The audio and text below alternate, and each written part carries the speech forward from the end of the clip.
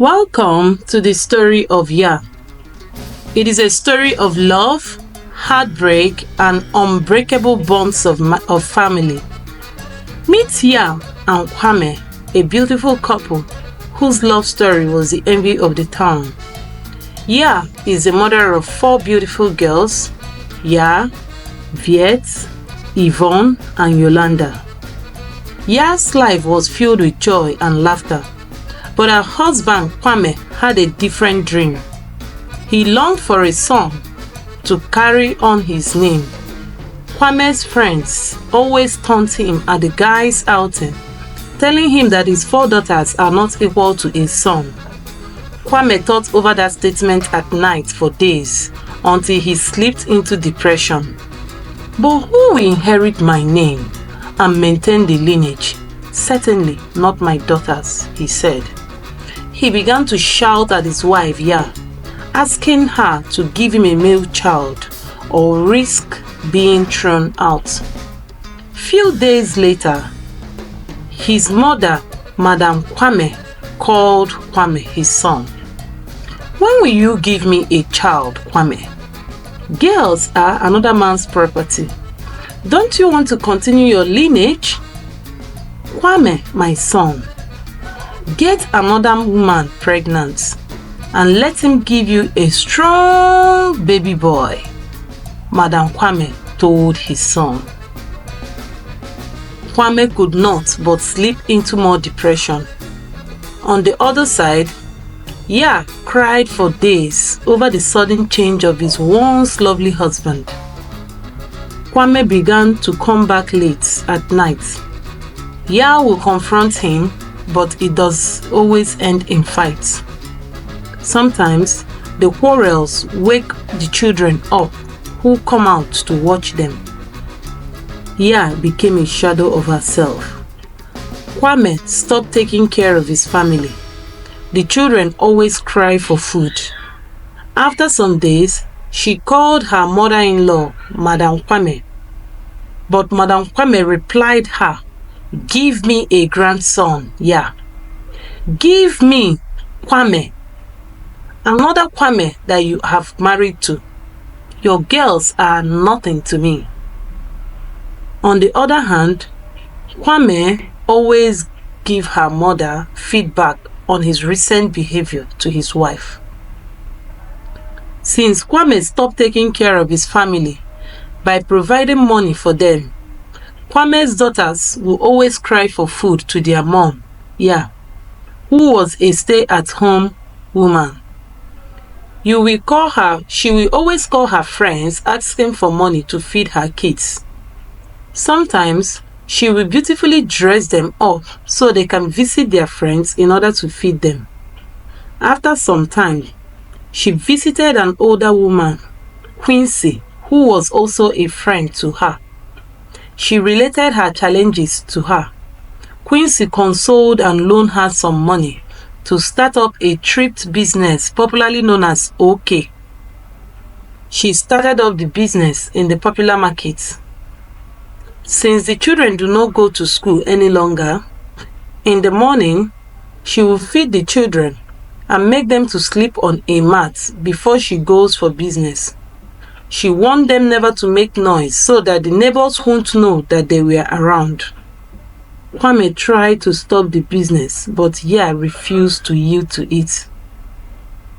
Kwame met a beautiful young girl, Afua, whom he started keeping late night with. Ya will wait till midnight before Kwame comes back by 1 a.m., sometimes 2 a.m. When confronted by Ya, it will result in fights. Kwame continued with his affair with Afua. They always meet in a hotel, having a fun time loving themselves. One day, Afua announced to Kwame, "Kwame, guess what? I am pregnant." Kwame was overjoyed with that news and hugged her. But Afua was not happy. She said that she was not going to carry the pregnancy if Ya remains in Kwame's house. Kwame told her not to worry. That woman who cannot give me one male child, I will throw her out of my house. That night, a serious fight broke out between Kwame and Ya. The children were confused and crying, after which Kwame threw both Ya and the daughters' bags away. They cried and cried and cried and begged and begged and begged, but all was to no avail. After some times, they left for nearby uncompleted building, where Ya and the children settled in and slept for the night. With the help of Ya's friend Quincy, she got a job as a living chef in a very renowned George house. She was given a room to live with her children as she worked. Due to Ya's wonderful cooking skills, the judge gave her children scholarship to university level. Afua came into Kwame's house. 9 months later, she was delivered of a bouncing baby boy. She took him again and again and delivered 2 more boys. Kwame's joy couldn't contain it. Despite Afua's bad attitude towards him, he does most of the domestic chores like washing plates, bathing the baby. He does them willingly, thanking God for the choice and gift of Afua. Afua, on her side, always boasts of her sons, Mama boys, as she proudly calls herself. However, a secret is about to balloon out. Yes, Kwame's friend, who works as a hotel manager, observes that Afua, Kwame's wife, keeps coming with an older man in the hotel. During the men's outing, he relayed it to Kwame of the suspecting visits of Afua. Kwame laughed over it and said, "It can never happen." One fateful day, Afua and his sugar daddy came in as usual. Wet quickly puts up a call to Kwame. Kwame furiously drove to the hotel. Upon seeing Afua and his sugar daddy, it degenerated into a fight, which led to Kwame's fainting. When Kwame regained consciousness, he found himself in the hotel with his mom looking over him. By the time he got home, he met an empty house with a note dropped by Afua. "You ungrateful soul.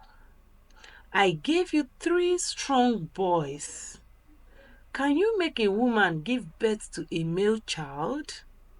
Anyway, I'm going back to Chief's house as his 3rd wife. And for your information, these boys belong to Chief, my love." Kwame was shattered and battered. Weeks later, he began to look for Ya. After several search, he found her number and reached out to her.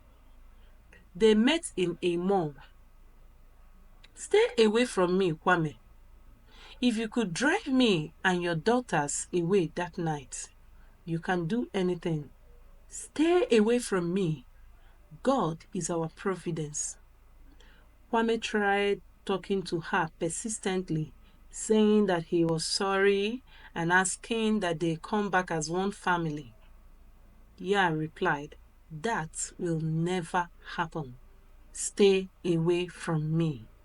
She left him and blocked his line. Ya, oldest daughter, graduated from the university, and likewise others did the same accordingly from the university as well. Ya was so happy with her life. Her daughters got good grades and got good jobs. They all got married to responsible husbands. Kwame continued to apologize to Ya and his daughters, but they told him that they had forgiven him but they will never stay or live with him. He lived a lonely man ever after, reflecting on the consequences of the choice he had made. And so, the story of Yah comes in full circle. It is a story that reminds us that family is not just about blood ties, but about the love and support we give each other. Tell me what you learned from this story in the comment section. See you in the next story. Bye bye.